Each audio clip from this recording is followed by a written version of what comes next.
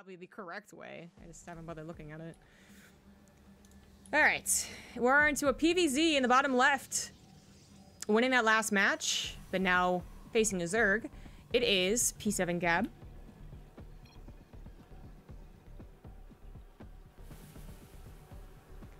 In the top right, as the purple Zerg, it is Aiba Aina Death, or Vriska.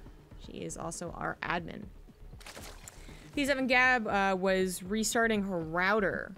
And it looks like it didn't really work out that well, which is unfortunate, as everyone she's faced so far has been, you know, in Europe and ranked in Europe, but X1Y I think is in a, I don't want to say where she's from because I think I'm probably gonna get it incorrect, but I think she's had internet problems pretty consistently, so that really sucks. It might not be the worst thing when you're just macroing on your two bases, but as soon as you try and move out and get some force fields down, then we could see some very big mistakes. And that's exactly what I'm worried about happening. P7 Gab was working on with the robo openers even before IEM, and after IEM, after the Nidus Worm of WCS Winter kind of deal, right? Like if you were doing a robo opener, maybe you're kind of out of the meta a little bit, but now it's what you do. It's like it went from 1, maybe 2 out of 10 PVZs to now being 7 or 8 out of 10 PVZs, right? Like there's a complete flip-flop there, where Stargate got pushed out and Twilight Council was always kind of a risky thing to do anyways, but for a moment we had Twilight Council openers, not just for Resonant Glaive adept attacks, but also made some faster charge openers too.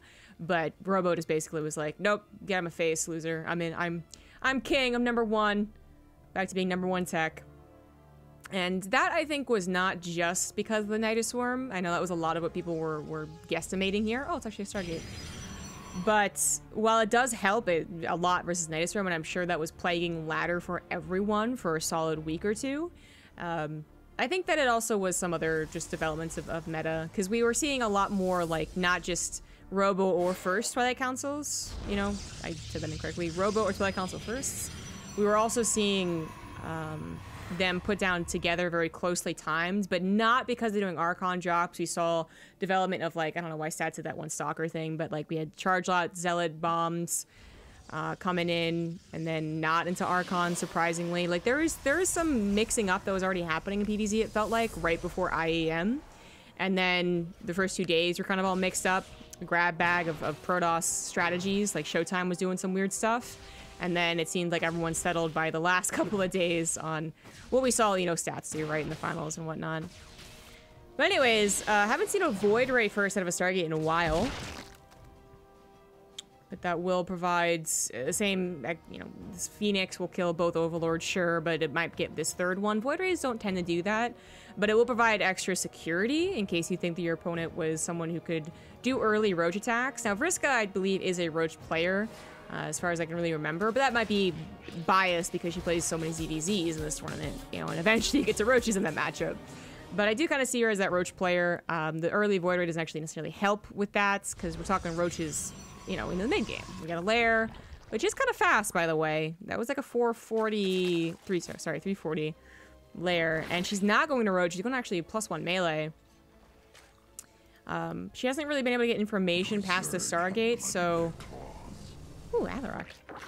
It's possible she's being a little, like, that's a very cautious lair. Can't imagine this for a Nidus Worm, even though, again, it is a bit earlier than you would usually see. Sometimes it's totally, you know, not worth really analyzing that 10-15 second difference of the lair. If you see like a 3-minute lair, okay, that's, you know, you're supposed to do something with that. But like, yeah, anything beyond 330, anything around 330, seems to just kind of go into macro game anyways.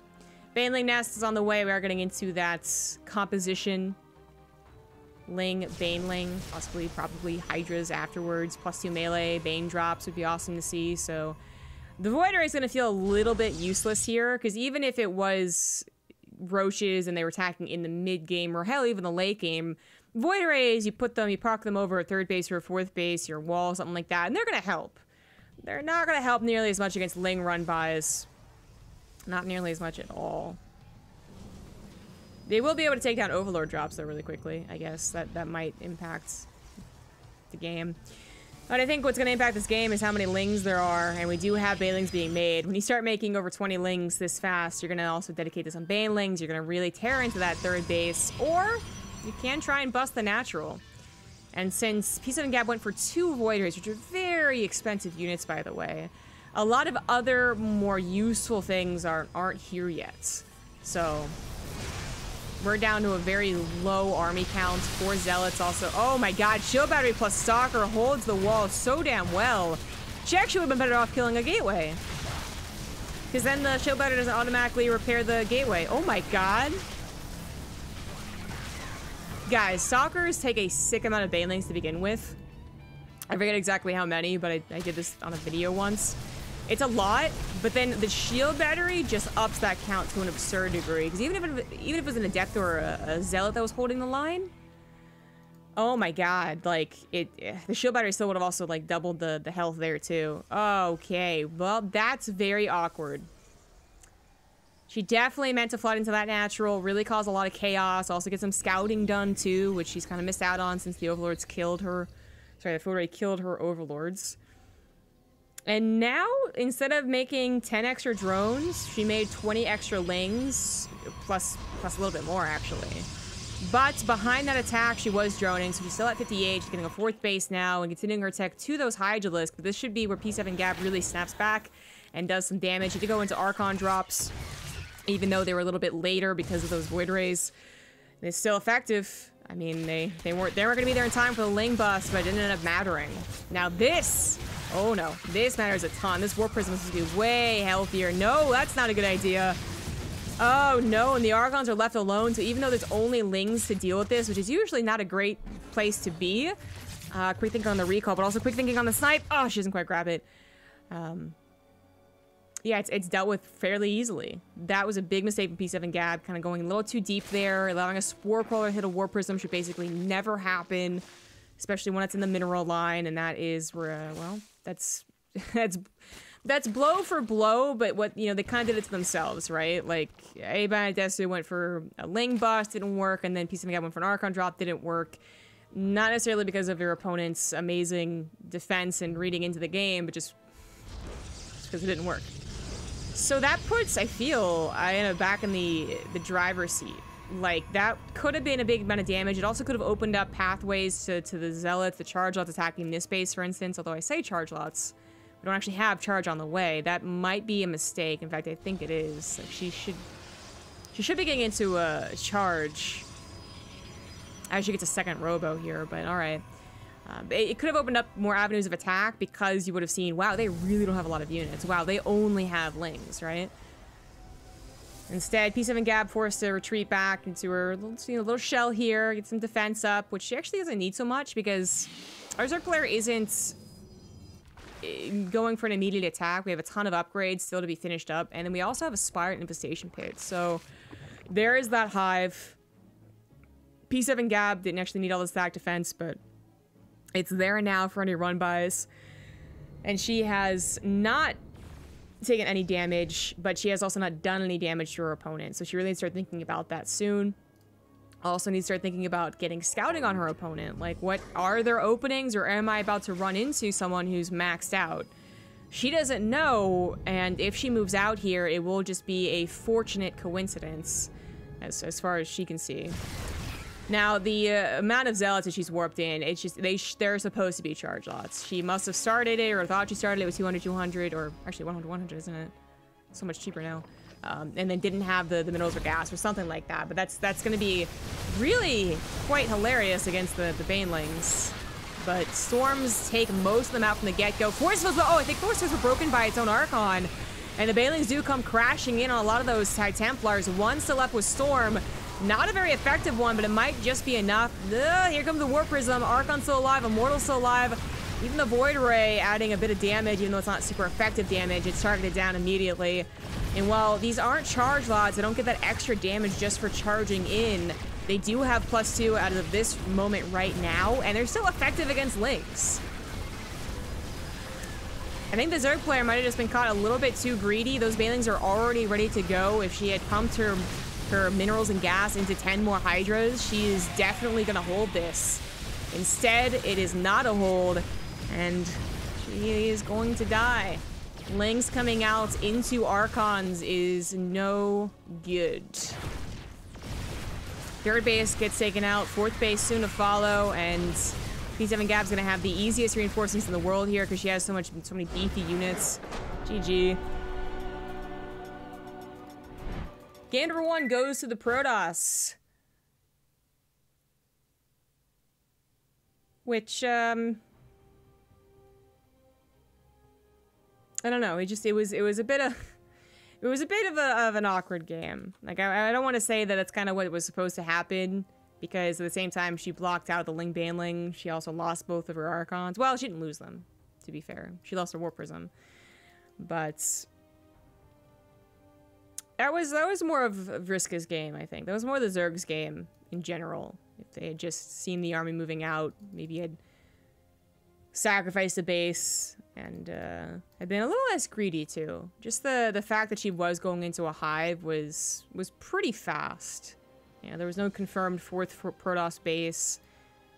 She wasn't constantly checking in on the third base gas geysers or the army counts. It was a little greedy.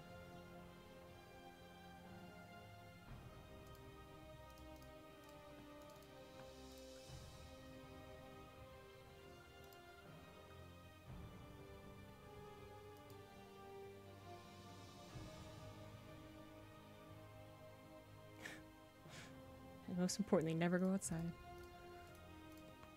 That's kind of the best thing to do for your skin health, is not to go outside, but it's not a good thing to do for your general health.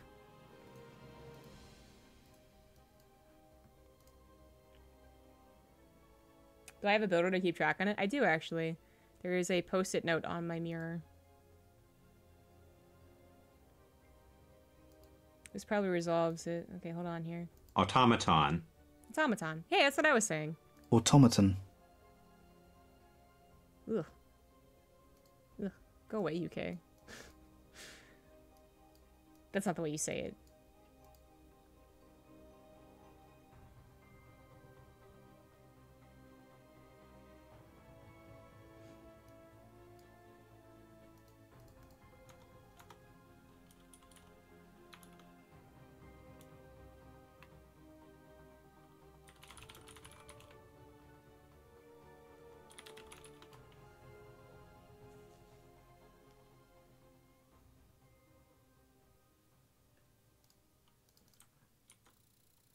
Hey, Rapid. Also up at an ungodly hour in Korea.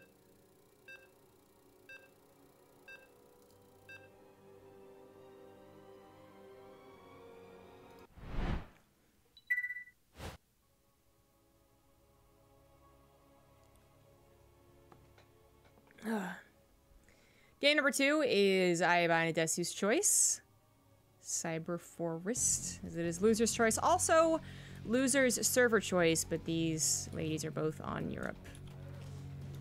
So it works out quite nicely. Now, the other semifinals might be awkwardly on NA to begin with, but QB is European, so we might just have an all-Europe finals. We'll see.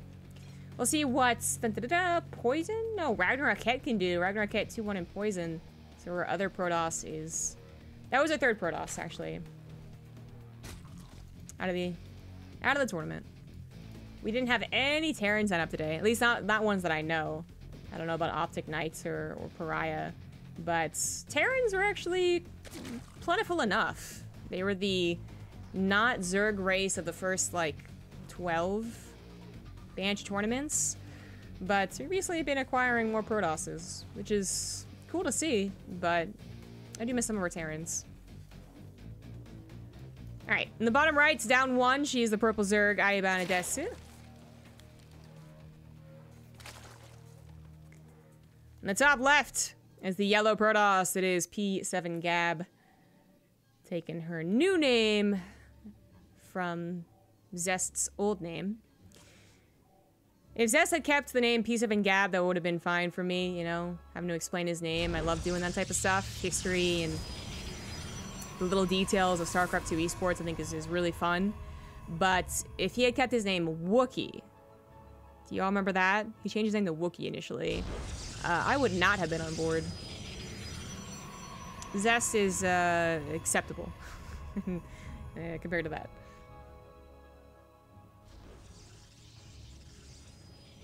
So I don't know, fighting with Streamlabs. Continue a CSS code to change the font to something other than the default Google fonts. Interesting. It's not something that's super important, but I mean, it might be just a little bit of a cool touch, so yeah, that'd be cool. Just waiting for my flight to WSG. Well, I saw that Loco is still streaming, so I assume that since you're even closer to... Oh, wait, no. Oh, aren't you guys actually casting from Europe? Oh, okay, so you would be waiting then. But the players are in China or something weird like that? I don't know. Anyways. I think I would lose also Zerg. Okay, yeah. So, no Terrans. But 3 Protoss? Oh my god, good lord. So many Protoss. Stargate opener once again. Every time I think I got P7 Gab kind of on lockdown, she changes her play up a little bit, so that's actually very good. The Warp Prism micro, by the way, of last game, I do think was a straight up mistake. Like, you were thinking of a decision and it turned badly. But it was also possibly a little bit to do with her lag. Like, she clicked towards the main hatchery and then was a second late clicking away from the main hatchery, right, kind of deal. And then she even could have panicked and accidentally clicked to the right of the hatchery, which put her into even more of the hot zone, right? That definitely could excuse some of it, but I just think in general the idea, like, you would have to have had like a really big lag spike to, like, how to put it, accidentally go that deep into a mistake. And that's a weird way to put it, but that's what I believe. Usually these mistakes are they're very quick. They're something that required very fast thought, fast action, and you messed up. Obviously, we all understand that. But then some other decisions in StarCraft are kind of like, okay, you kind of, that was always gonna be a risky idea, and if you're gonna be dealing with lag, then you're gonna probably have to reduce the amount of risky things you do, even if usually you can go ahead and pull them off. So not opening with a Void Race here either, which I didn't really like anyways, but it's possible that she also thought what I thought, that Risco is going to be a Roach player, and I think Risco even has done a couple of Roach, like faster Roach attacks, and maybe even afraid of a Nidus Worm. But she doesn't want to go for Robo Forge, so she's still into the Stargate thing, and that's possible too. But this time she goes for the Oracle. Okay, I thought I saw a second one, and there it is. So the Oracles, they tag along together. They can certainly get some drone kills, but maybe, and probably most important, is gonna get some really nice vision.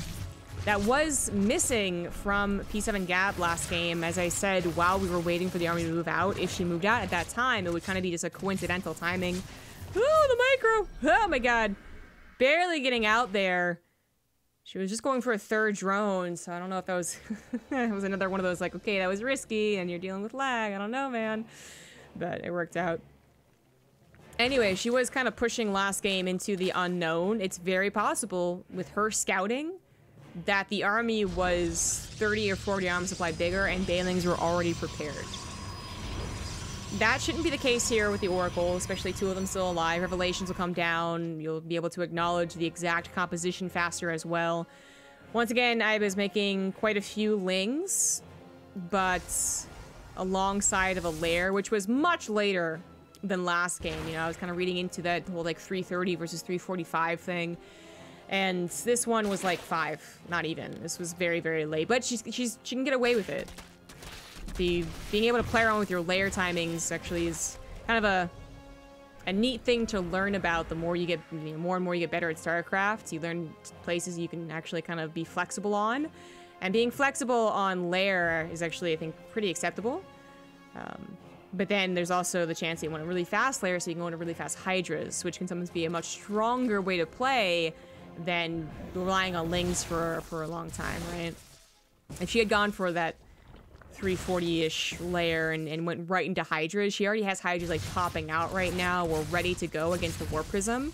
And as long as she has any protection for them, they would have dealt with the Archons and maybe even the Warp Prism quite well. Unfortunately, one queen goes down, another one could maybe... No, a full wraparound on the Lings, put those Archons in danger, and not able to pick up in the last second, loses one of those Archons. As soon as they lose those shields, they are going to go down basically instantly.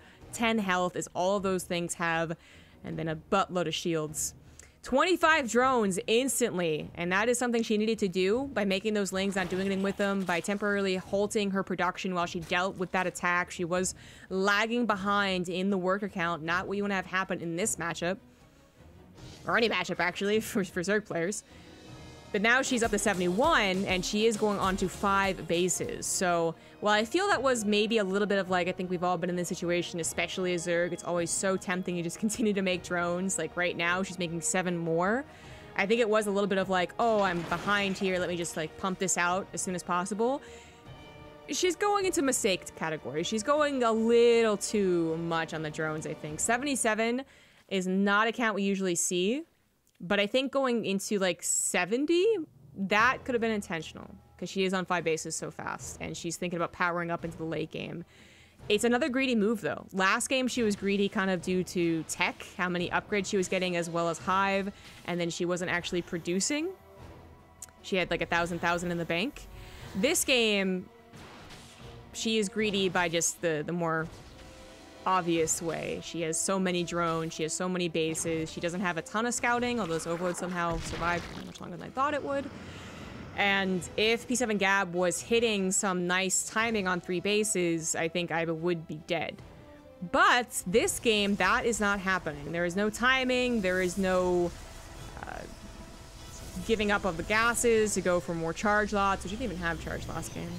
We do have this game that just finished. It's Colossus, which are going to be a bit of a slower build-up, even if you're trying to hit something off of 3 bases, which happens, I guess, occasionally. But we got to talk about how Colossus in general aren't really the usual tech choice here. It's so much more about storms and Archons. You know, even if you skip storm for a little while or go for one of those 3 base timings, you push off the gases, you still go into some Archons. Yeah, the Colossus is that option number 2 that we don't see too often. Heck, actually, you can even call it option number 3, because sometimes you see that double-pumped Immortal production that gets you through tough times as a Protoss player.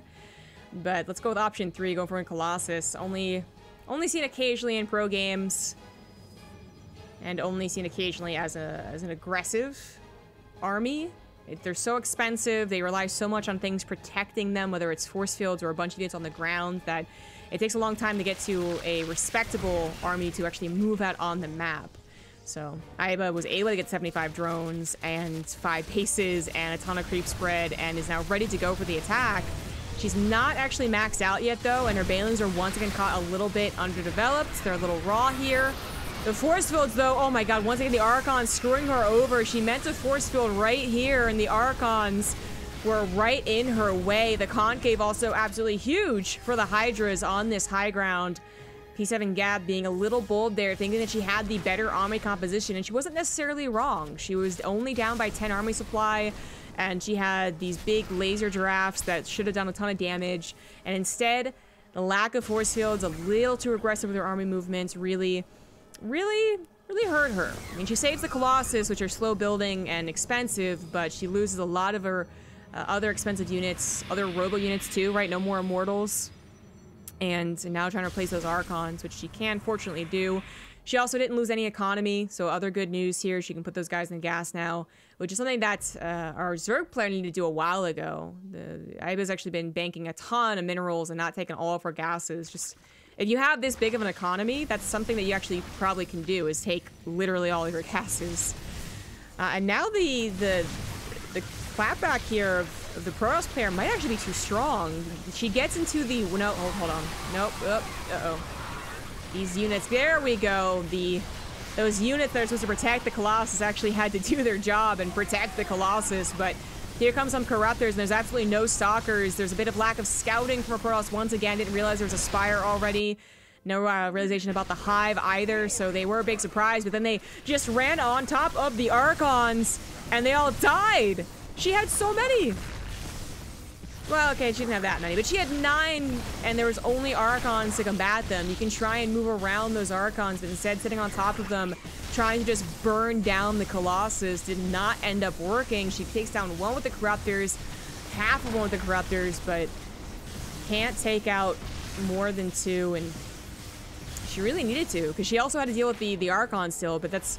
I was trying to say, like, as soon as you let the opponent, whatever race it is, kind of control this little well here, it's actually the rare map that gives the defender not an advantage. So that is actually a very, it's almost like a killing blow if you can get an army in there, whether it's tanks or Colossus or whatever. And 10th of this around, we are still talking about being on creep. Just isn't going to go well against the Archons, which took up a lot of the Banelings. The Colossus instantly just move over there. The War Prism, I think one of them was lost to the Corruptors, but now we have 2 anyways. GG. Protoss takes the 2-0. And we'll move on to those finals.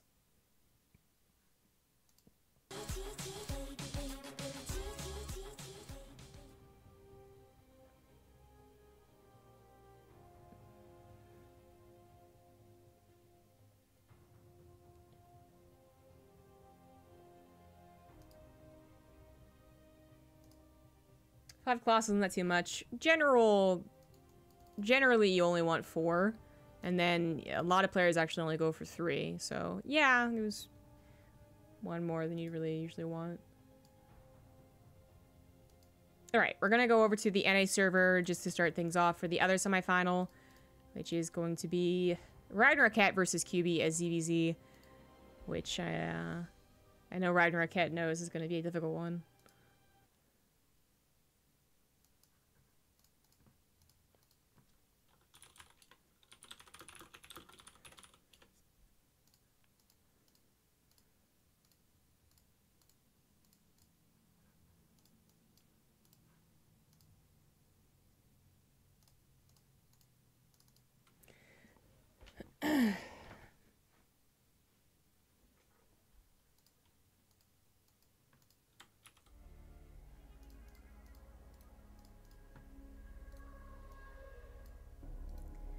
We'll be taking a 5-minute break between the semifinals and the finals, just to give some fairness to the second semifinalists to make it through. They don't have any break between the end of their last game and the beginning of their new series. Emergency induction. Thank you, JPEG NY, for the 3-month streak. Both players ready to go. We are going into a ZVZ on new Repugnancy. QB, our new Banshee Queen. May her reign last forever. As Telia's once thought was gonna last forever. I'd say she graciously stepped down, but it wasn't actually even the case. She lost to one of the other Zerg players. What a very aggressive Ling style. But it's also kind of stepped down. The QB's here. QB is Russian, so it's getting kind of late over there. I do believe, I usually just kind of go with the whole 6 hours ahead for general Europe, but I know there's multiple time zones in Europe. But then Russia is even like an hour farther ahead, I think. So we're talking like 10, maybe 11 p.m. So match tournaments don't usually last more than 3 hours, and that's a pretty good time. And so let's be real.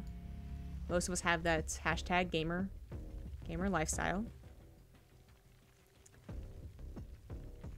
And we're awake until at least midnight, at least. All right, best of 3 in the top right is the blue Zerg. It is QB.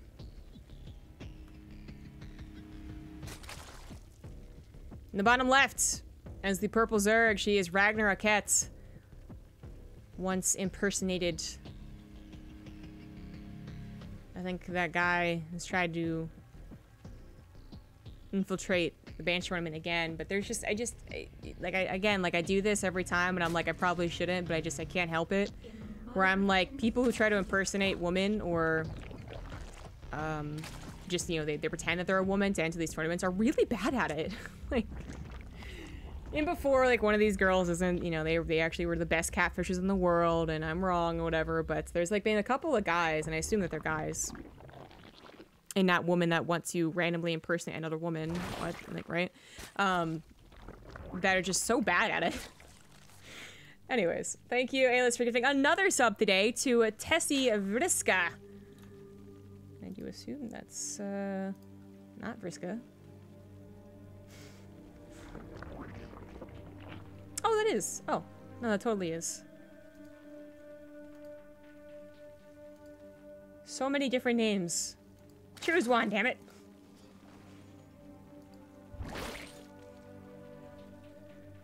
Tessie Vriska. Gotcha. Okay, yeah, GG's. Also our awesome admin, so she always deserves good praise. Russia has 11 different time zones. Okay, well, I didn't know that actually. I actually didn't know that. Really? I mean, it's one of those things that sounds really crazy, but when you actually think about how big Russia is and how Russia like even extends into like where we consider like the very far east, then it does make sense. Huh. But I believe she is quite Western Russia, which is where we think, that's only Western Russia being, I guess, still a very large area, because Russia is so huge. But I've only ever known any Russian players, people, whatever, who lived in Russia West, I guess. I don't think I've ever met anyone who lives, like, Far East Russia. Or even, like, Central Russia. But, I mean, I don't know. I don't know. Geography is not my strong suit, and I must have met some people who are from like Moscow Central. I just don't keep track of it. That is a big damn place, man.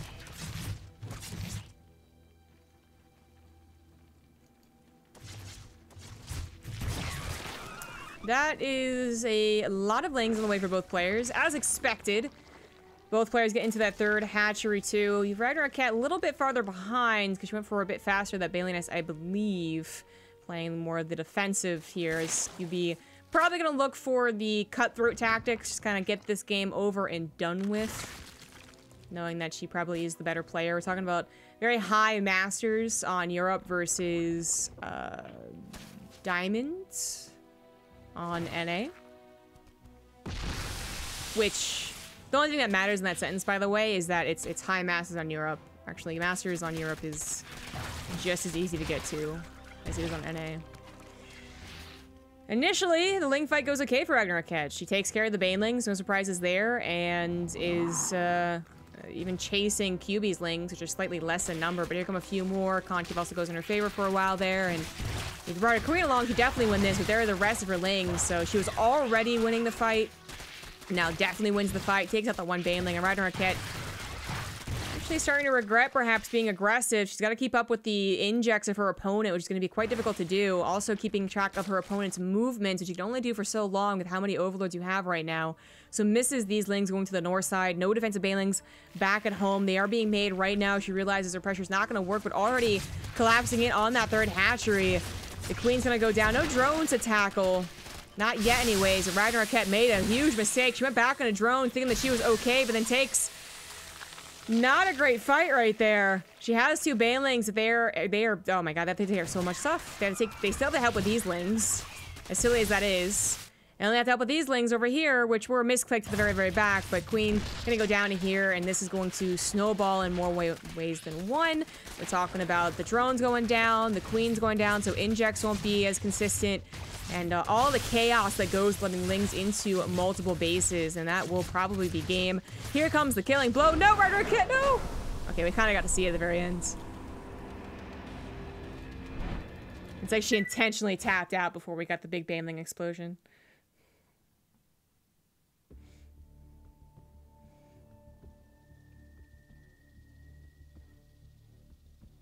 There are parts of Russia that's east of Japan. Oh my god.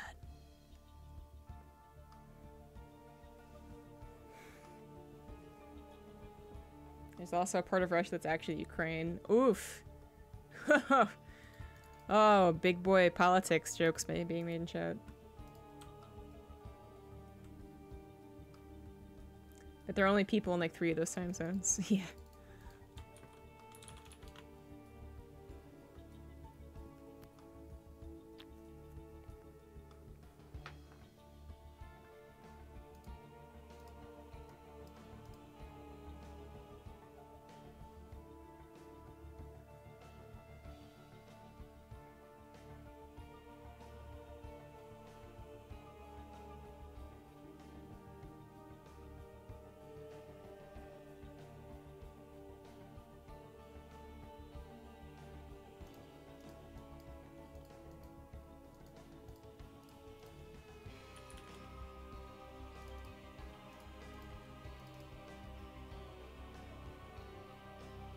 Masters 1, Europe versus Diamond 1, NA?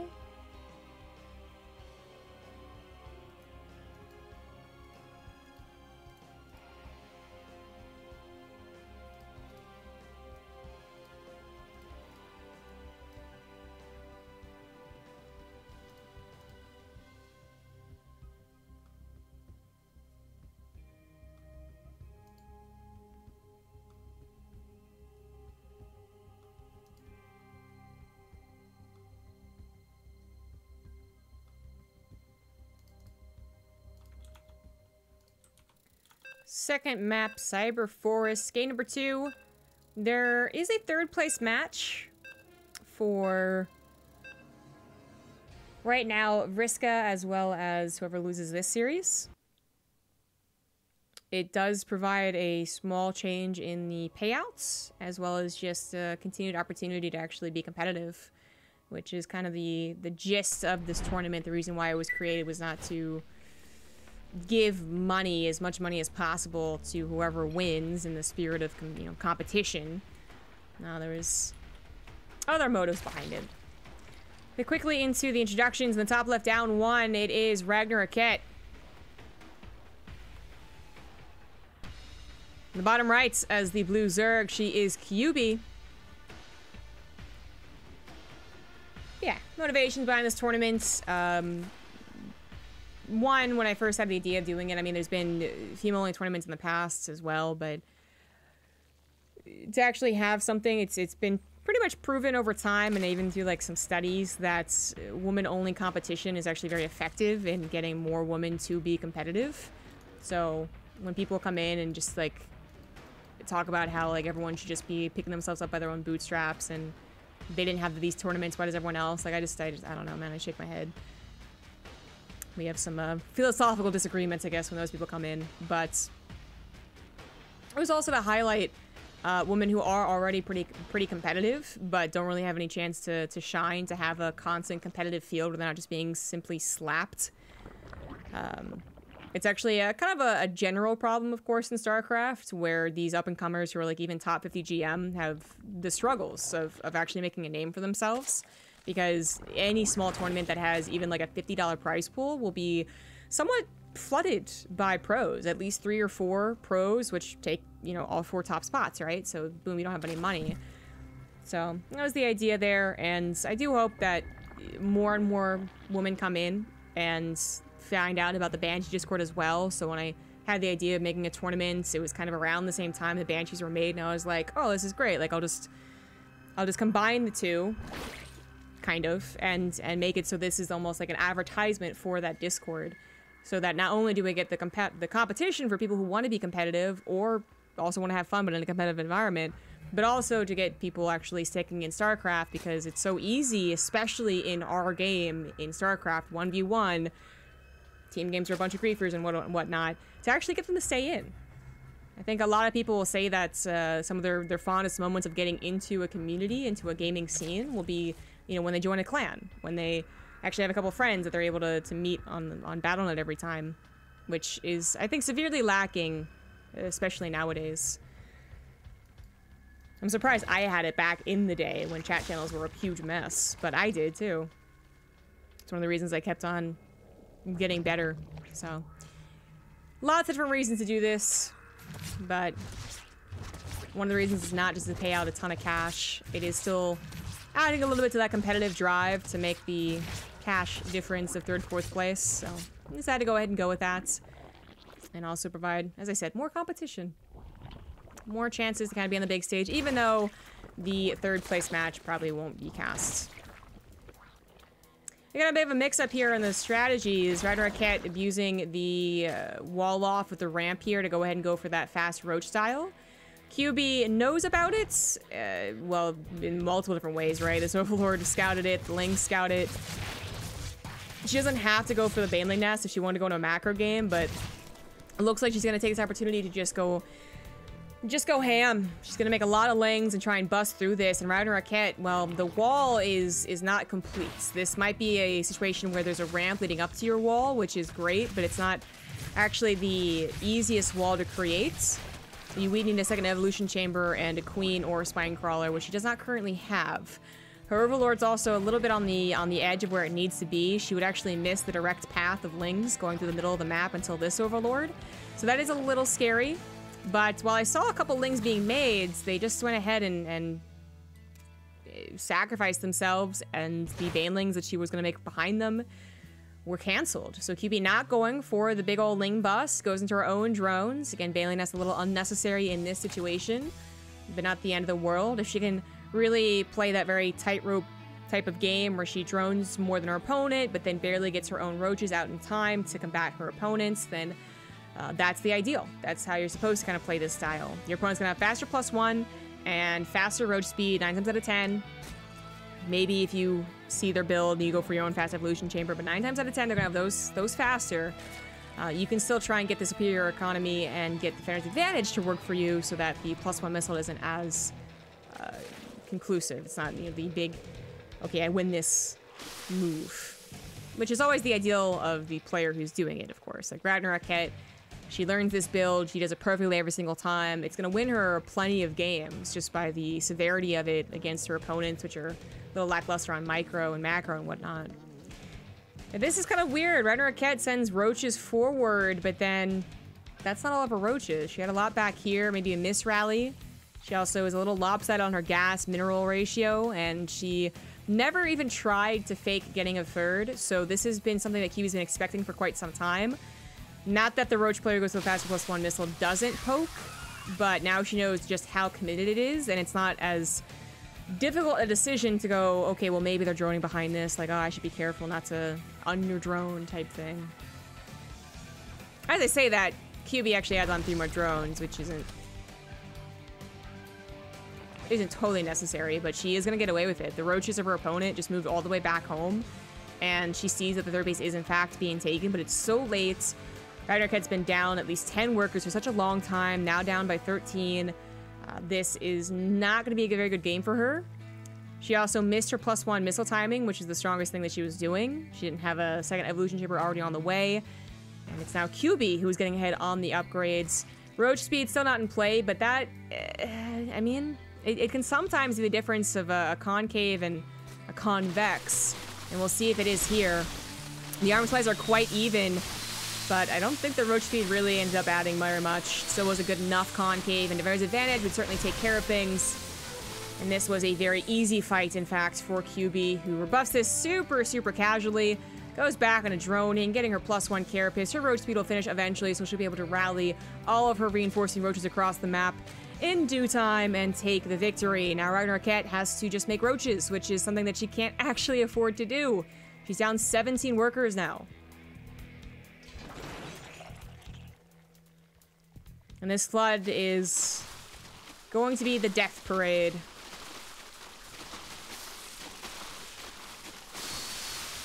A decent concave for Ragnarok. She'll be a little bit lacking on the actual numbers of roaches, as she is, of course, the one reinforcing. But she's taking effective enough trades, it seems, to stay put. She's kind of playing with fire here. Like, this is a tighter game. This is a very big mistake, but since it's not that tight of one, I think she'll be okay. But she definitely wasn't gonna win that fight. It was like, I know this is gonna be really cruel to some people, but it was like watching like the roaches of QB was like when people try and like cover their bald head with like 5 strands of hair, you know, like good old comb over. That's what that fight looked like. Like QB was attacking into a goddess of like full luxurious blonde hair, and she had like a comb over going on. So that wasn't pretty, but it didn't end up mattering. She's gonna have 2-1 ahead of her opponent's only +1. Spore crawlers are being made for the chance of tunneling claws, I would expect, but it's just actually less drones and 150 minerals that aren't in play. And she's trying to get back up there in the drone count. Now it's also about the upgrades. Which QB, not just upgrades, Ravagers as well. Ravagers can certainly go in favor of QB if she wanted to dedicate more to them, but it seems like they're okay with 4 apiece. And as they both start clearing up the overlords of each other, Getting rid of that sight. QB's faster. Yeah, she does actually have faster. Faster speed for the Overlords means that she'll be able to replace those. She'll be able to save those, and she will continue to have dominating vision, whereas Red Marquette's going to really start to feel quite held up in her own 3 bases, which 3 bases can sustain you for a little while, but not for too long, especially if you're already down. 40 army supply and 2 upgrades. Now, QB's taking her time, and it's possible Red Marquette's going to finish a +2 missile. Never mind, it's not possible. Just kidding. She'd still be down an upgrade, so.